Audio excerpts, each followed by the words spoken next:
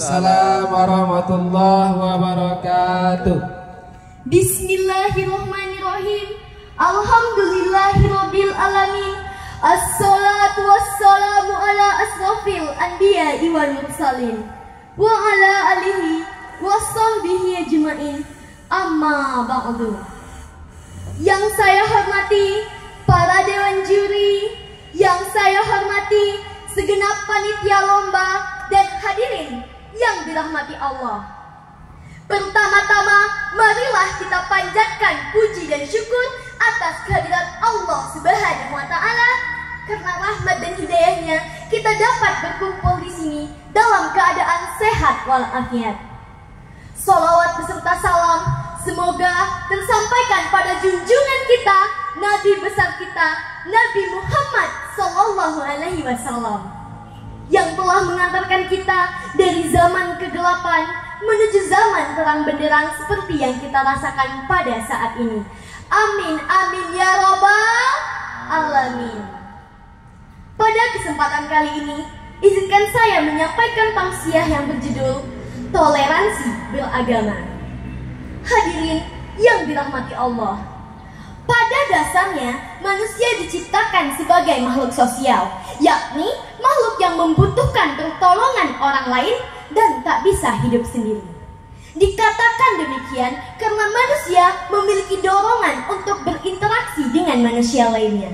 Dari kita lahir sampai kita masuk ke liang lahat pun, la ilaha illallah, la ilaha illallah, la ilaha illallah, Muhammadur Rasulullah.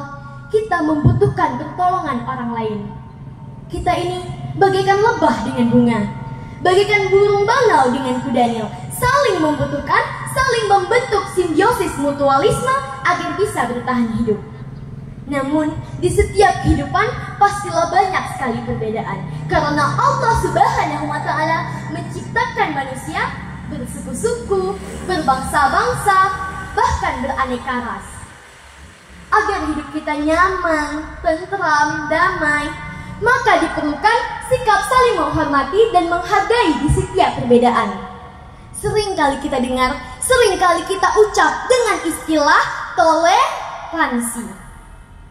Toleransi atau bahasa Arabnya tasamuh adalah sikap saling menghormati dan menghargai di setiap perbedaan yang ada.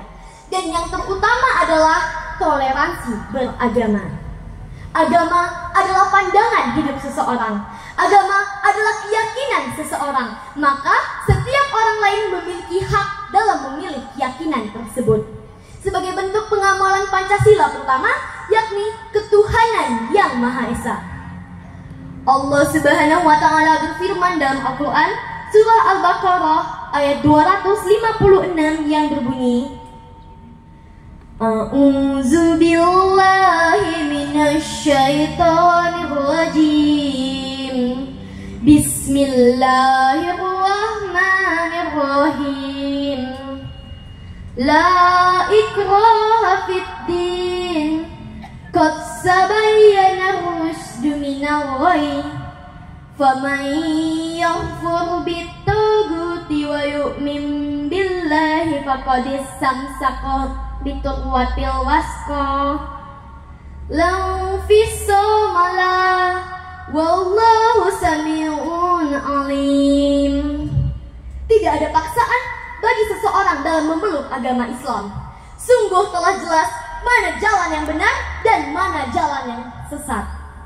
Barang siapa yang ingkar kepada Tagut dan beriman kepada Allah, maka sesungguhnya ia telah berpegang teguh pada tali yang kuat dan tidak akan pernah putus.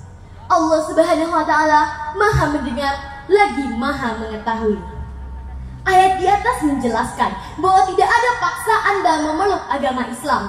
Barang siapa yang ingin masuk Islam, maka dipersilahkan dengan senang hati. Dan barang siapa yang menolaknya, maka itu adalah hak mereka. Hadirin yang dirahmati Allah, kita harus menghormati keyakinan orang lain. Dan toleransi tertinggi dalam menghormati keyakinan tersebut ialah tidak mencampuri ketuhanan di luar apa yang kita yakini. Oleh karena itu ada ayat yang berbunyi, Lakum dinukum waliyadin. Untukmu agamamu dan untukku agamaku. Hormatilah saudara kita yang Kristen, yang Hindu, yang Buddha, yang Konghucu. Hormati, tapi jangan kita campuri. Hadirin hadirat yang dirahmati Allah, sebagai seorang pelajar, saya mengajak teman-teman semua untuk menghadirkan toleransi beragama dalam kehidupan kita sebagai bentuk pengamalan Pancasila ketiga, yakni Persatuan Indonesia. Kita dapat tarik kesimpulan bahwa begitu indahnya toleransi, saling menghargai di setiap perbedaan yang ada, dan juga mengamalkan kisah Rasul. Sebelum saya akhiri, marilah kita bersalawat agar mendapat syafaat dari Nabi Muhammad. Salatullah, salamullah ala toha rasulillah. Salatullah, salamullah ala yasin habibillah.